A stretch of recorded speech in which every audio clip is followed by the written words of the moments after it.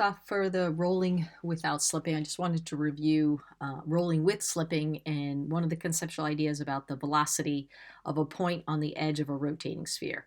So I'm just going to hit this sim right here, and this is going to trace out a cycloid, which is, if we just kind of follow the path of that sphere around, the red line shows its displacement relative to the ground, and this should keep rolling. And you'll see that velocity vector, which represents the velocity of that particle relative to the axis of rotation. Essentially, that is giving you the velocity of the center of mass, the translational velocity. And this thing is rotating with constant speed and translating with constant speed, so you can see that that velocity vector stays constant.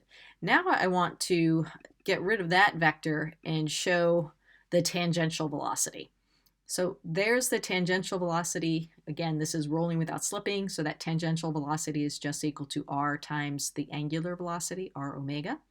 And then we talked about, if we combine those two motions together, the translational, or velocity of the center of mass, plus that tangential velocity of a point on the edge, and we get both of these vectors together, and you can see how the tangential is changing its direction relative to the ground constantly. So now if I look at the total velocity vector, we get that important conclusion here. So now both of these translational and rotational vectors are added together, and we see at the very top of the rotation, this is where it has the greatest velocity. It has a velocity equal to twice the center of mass.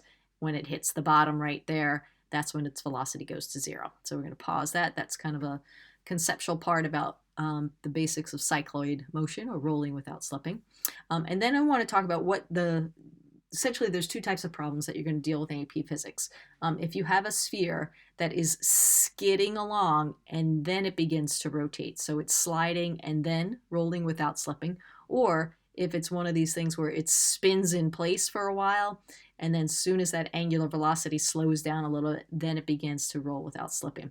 So this sim, unfortunately, only does, I'll hit the run, it skids for a while, and then it begins to roll without slipping. So if we look at the bottom here, this is rolling and slipping, and at this point right here, this time, that's when it begins to roll without slipping. So what's happening here is, as it's sliding, kinetic friction is acting. I'm going to let it run again, and I'll hit pause here for a second. Run, pause right there.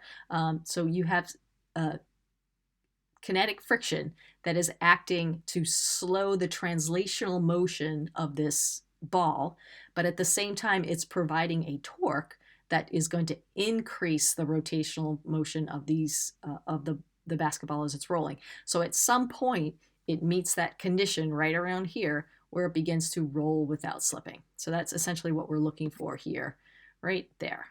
And if I hit the pause, so essentially the problem that we're going to be asked to solve is either how much time does it take to get to this point, or how far does it travel in order to get to this point.